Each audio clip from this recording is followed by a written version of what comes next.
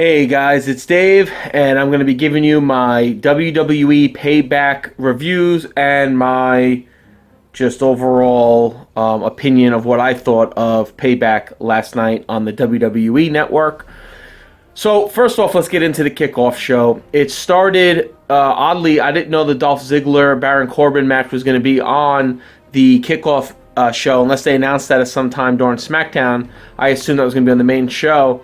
But wow, how the mighty have fallen. How Dolph Ziggler was once, in the main event at a Survivor Series, the only person to pin the Authority, get the Authority out, and was super over with the crowd, is now opening up a match on a preview show. Wow. But anyway, not only was that baffling, but I thought it was baffling that they let Dolph Ziggler beat Baron Corbin. I don't know why he needed to beat Dolph. Dolph, he's not doing anything anyway. And Corbin is the new NXT star that they should have been building up. But they had Dolph beat Corbin. It is what it is. It was an okay match. Nothing great. Then we get to the United States Championship match with Kalisto against Ryback. Ryback came out, did his little mock to CM Punk, which got the Chicago crowd riled up. The WWE Universe, and especially Chicago, aren't, I don't think, fond of Ryback anyway, because he's just not that good of a wrestler. So that was just added fuel on that fire. But actually, that match wasn't so bad. That actually was a kind of entertaining match. Kalisto went over, which surprised me. And as you'll see from my prediction video I did with Lauren on Friday, I did very bad. I went 2 for 5. And as we know, one match kind of went to a draw. There was no winner, and we'll get into that in a few minutes. But I did horrible on my predictions, so it shows you that I obviously don't know what the hell I'm talking about, or the WWE is just lazy in doing what they do. But before we get into the Payback, I just want to say I remember a time when I started watching wrestling in the mid-'90s. We only had, 4 pay-per-views, and then a couple years later it came on to be 5. We had, start in January, we had Royal Rumble, WrestleMania, SummerSlam, Survivor Series. Then they added the King of the Ring in the mid to late 90s. Now with the pay-per-view going every month, I think it's overkill for the WWE. I remember when pay-per-views used to build up a storyline for a month or two, and then the payoff would be at that pay-per-view, and then that was it. The feud ended, something else would start at that pay-per-view or the next night on Monday Night Raw. I wish they would go back to that. I think all these pay-per-views are just so much. It's oversaturated. They're trying to fit people into cards, and it's just, personally to me, it's overkill. I'd rather see them do maybe 5 or 6 every other month, build up matches. I'd also like to see them stop having wrestlers wrestle each other and then wrestle again on a pay-per-view. For weeks you've seen different tag teams and all that stuff. If you're going to build up, let's say, for instance, Jericho versus Ambrose. Don't let those two meet in the ring until that pay-per-view. Make it mean something. Don't have them in mixed tag team matches and this and that and all these. I just wish it went back to the way it was. I thought the storytelling and stuff was a lot better back then. But, we'll see. I mean, even the Attitude Era had a lot of pay-per-views, but, that was the era I loved. But even the era before that I thought was, kind of not so overkill with the pay-per-views. But anyway, let's get into the start of Payback. We start with the New Day coming out. They are super over. It's hilarious. They come out. They do their thing. Then we start with the number 1 contendership to their tag team titles. We get Enzo and Big Cass against the Vaudevillains. This match started, and this match ended pretty shortly. It looked like Simon Gotch looked like he was tossing Enzo Amore into the rings, and it looked like Enzo was supposed to either... I was caught because it kind of looked like he was in between a move, and you don't know what he was trying to do. Was he trying to go through the rope to get thrown out of the ring, or was he going to do a baseball slide through the bottom rope? It kind of looked like he got tossed in between, didn't know what to do. He caught the middle rope, smacked him in the face. He whipped back. His head smacks the mat. He falls to the ground. Now, I'll be honest, I thought this was a work. That's the one thing with the WWE. You never know when it's a work and when it's real. So I thought it was a work. I thought they were building up to like an Enzo and Cass win. Have Cass on his own for a while, then have Enzo come out. But But no, it was not a work. It was real life, and he seriously got injured. They kept us updated throughout the night. Ended up he had a concussion. All other tests were negative. He was able to move and everything. Later on, Kevin Owens tweeted a picture in the hospital of Kevin Owens' face smiling, and behind him you saw Enzo standing talking to Cass, and Enzo was with his hospital gown. So it was a serious injury. I knew it was serious once they took the camera off and they just showed the announcers and they weren't showing any more, anything else. I was like, okay, this is no longer, this isn't a work, this is real. And that sucks. I hope Enzo gets well, because that team was just breaking out. They were over. Who knows who was supposed to win that match? I was thinking Vaudevillains, but I'm sure they'll address that tonight since there was no winner announced, and they're going to need a number one contender for the tag team titles. Then we get right into the Kevin Owens versus Sami Zayn match. This match was fantastic. The wrestling was awesome. Storytelling great. They had Owens go over, which I'm fine with, but again, like I said in my prediction video, I thought they would have let Sami go over, since Kevin doesn't really need to win, because he's done a lot already in his time in the WWE on the main roster. So I was surprised that they had Owens win, because I didn't think they'd have Zayn lose, because I didn't think Zayn needed to lose. But, it is what it is. That's fine. It was a great match, really good, probably the match of the night. Then we get into the Intercontinental title match with The Miz versus Cesaro. They were having a pretty good match. Few things. One, I was kind of upset that they had Sami Zayn and Kevin Owens kind of like intrude in that match. And I guess they're trying to set up it looks like a fatal four-way for maybe Extreme Rules in a couple of weeks. But I felt like that kind of cheapened and took away from Cesaro's moment and Miz's moment to have their title match. But anyway, I was also shocked that they had The Miz retain, and I guess they want to have him have it for a couple more weeks to just build up that heat on him anyway. But I was surprised. I really was hoping they would give it to Cesaro. I hope maybe they will in the future. But now, if they're going to throw Owens and Zayn in the mix, you don't know if Cesaro's going to get that title. They might give it to Zayn or back to Owens. So it should be an interesting storyline, and curious to see where that goes. But that match overall wasn't bad. Pretty good match. So far in the show, we're having good wrestling. Did I agree with some of the bookings? No, but I'm just a fan, so who gives a shit? But, good show so far. Then we get to Jericho and Ambrose. Again, another good match. Felt like in the middle they were trying to fit in all their moves. But otherwise, really good match. I love that they let Ambrose go over. Ambrose seems like he never wins. I can't remember the last time Ambrose won a match. So it was cool that they let him go over. It's good to see that Jericho was able to let one of the young guys get over and get a rub from him. But it was a great match. Really good. Great wrestling. We're on a trend. We're doing good.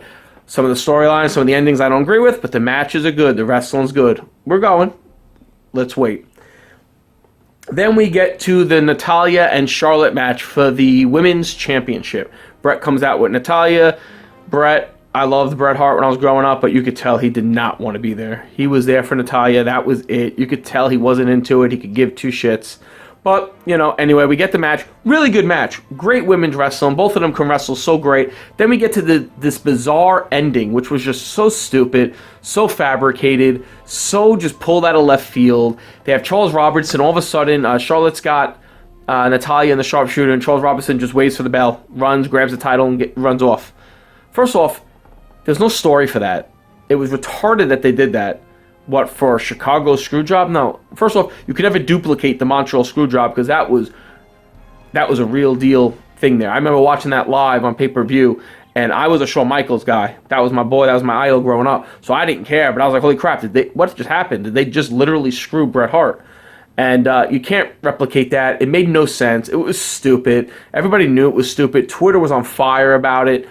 Just horrible booking. Like, that's the stupid booking that the WWE does and thinks that the WWE universe is stupid enough to take it. Some of us are. I'm not. That was stupid booking. Just horrible. They should have just let them wrestle. They could have got to that double. They got them both in the sharpshooter. Natalya and Bret Hart got Flair and Charlotte in the sharpshooter. They wanted to get there. They could have got there. They could have done that no matter what. They didn't have to do this stupid screw. It was really stupid. And there's going to be no storyline follow-up on that on Raw. And if it is, it's going to make no sense whatsoever. You're not going to care. Here we go with the roller coaster known as WWE pay-per-views. Then we get a half-hour McMahon bullshit love fest. What a waste of time. I felt like I was watching an episode of Monday Night Raw. That is not a place for stupid segments like that on a pay-per-view, especially when the payoff is nothing. The payoff was Vince comes out, Stephanie comes out, blah, blah, blah, yada, yada, yada. Shane comes out to a pop, fine. He comes out, more yada, yada, yada, blah, blah, blah. And Vince goes, you're both going to run Raw. We just spent a half hour for that bullshit on a pay-per-view. I know you had probably a lot of time to kill because the Enzo and Cass and Vaudevillains match probably screwed them up right off the get-go with time-wise because that match was only maybe 5 or 6 minutes in, I think. So I'm sure they would, but did we have to really get more time with that? I mean, they couldn't have thrown, like a couple pay-per-views ago, they threw in a shit match. They couldn't throw in a shit match? Or thrown some guys that should have been on, like maybe say, hey, Becky, Sasha, get your gear on. Let's throw out another women's match. No, we get a 30-minute love fest bullshit segment with Stephanie, Shane, and Vince to find out that Shane and Stephanie are going to be in charge of Raw. Who cares? I seriously don't give a shit. Stupid. Anyway, then we get to the main event, and this was all types of fun. We get AJ Styles versus Roman Reigns for the WWE Championship. Again, as I always want to state, remember that Roman Reigns is a 3-time champion. Anyway, get into the match. First off, a few things I picked up personally from the match. Let me know if you agree or not. But one, Reigns sucks. You could tell Reigns has very limited wrestling capacity since the first about 10 to 15 minutes of that match was him walking around the ring, him doing a few moves, him wasting time. AJ just looked like he was just waiting for Reigns, like everybody knows that Reigns' wrestling is limited, but man, is it showing bad when he's getting in there with guys that actually can wrestle. He wastes a lot of time. They have a lot of time with them just doing nothing. So we get them going. The awesome spot was AJ hits a flying forearm to Reigns on the outside of the ring through a table. That was a great spot. Then all of a sudden, count out. What? Count out? Here's your winner, AJ Styles, by count out, but still champion Roman Reigns. Now, there was still about 25 minutes left, and I was like, this can't, I was pissed off. I was like, this can't be the ending. But no, it wasn't. Because Shane came out and said this will be a no count-out match. Restart the match. Okay. Second false finish, because we had one earlier with the women's title match. The match prior. Okay, great booking. Let's do it. Meanwhile, there were 2 roll-up finishes earlier in the night, too. 2 roll-ups in a few matches, and now we have our second false finish. Because the other one was a bullshit ending. So, okay, restart the match. Bum, bum, bum, they're going back and forth, yada, yada, yada. A disqualification happens. Honestly, I can't remember why the disqualification happened. I don't know. I must have, dozed off from boredom. But anyway, AJ looked great. And, I'm not going to complain. The match was good. Reigns held his own, but still has limited wrestling. It was really AJ carrying the whole match. Anybody that tells me I'm wrong, go back and watch it. Reigns hit his few moves, does a couple little basic wrestling moves that you could teach anybody in a high school gym. But AJ really held that match together. But then we get disqualification. Here's your winner, blah, blah, blah. Stephanie comes out. No, well, this is going to be a no DQ match. Start again. So now we have 3 false finishes in 2 separate matches. Bullshit. This is just poor, lazy booking. And I don't care if anyone agrees with me or not. I did not like it as a fan. I thought it was horrendous and it was killing the show. So then we get the match. Gallows and Anderson come out awesome. I'm like, okay, they're helping AJ. I'm sitting there. I'm still thinking, okay, where's Balor? Balor's going to make his debut. Everybody's thinking it's coming because, he dropped the NXT title to Samoa Joe. That means he's getting called up. The Bullet Club, we're going. Boom, boom, boom, yada, yada. Some big moves. The Usos come out. They try to take out Gallows and Anderson. Reigns hits his big spot where he jumps over the rope. Whatever. And then a spear. 1, 2, 3. Roman Reigns wins clean. Roman Reigns wins clean. Now, I know a lot of people didn't think AJ was going to win. I was one of those ones hoping he would. I thought it would be. I thought if AJ got that pin, if the Bullet Club debuted, they just run rampant like the old school NWO did in the WWE. That place would have popped. But instead, they keep the belt on Reigns. No Finn Balor. Status quo booking. Stupid booking near the end. The last couple matches were just horrendous with the booking. Some of the endings I didn't agree with. And then we end the show with, again, in the locker room, we have to sit there and stare at Stephanie, Shane, and Vince talking about, oh, can you believe that match? Oh, you know what? AJ should get a rematch at Extreme Rules. That'll be the rematch for the WWE title. Why? Okay, I love AJ Styles, and I want AJ to get the title. I want him to win and be in the main event. But why in a wrestling would AJ get a rematch? He wasn't the champ. If he won the match, then yeah, Reigns deserves a rematch because that's the stipulations in wrestling. You know, you lose your championship, you're guaranteed one rematch. Why does AJ deserve a rematch? Now, I love AJ Styles. He was the only reason I watched TNA back in the early 2000s. What I'm saying is that I want him in the main event, and I want him to win the WWE title. I thought he deserved it last night. But now they're saying, well, he'll get his rematch at Extreme Rules. Why is he getting a rematch at Extreme Rules? He wasn't the champ.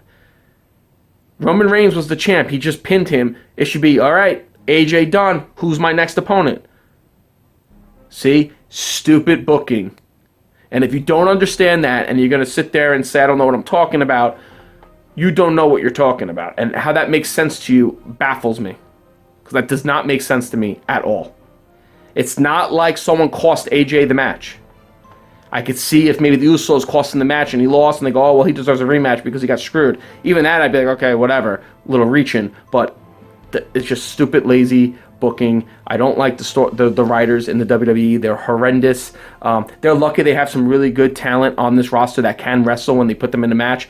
You know, for example, Zayn and Owens, Jericho and Ambrose. Even The Miz and Cesaro put on a pretty entertaining match. Natalya and Charlotte was entertaining up until that stupid-ass ending. And even Reigns and Styles was good because Styles was carrying it. I don't know. I don't know what's going on in the WWE. I don't know. We'll see.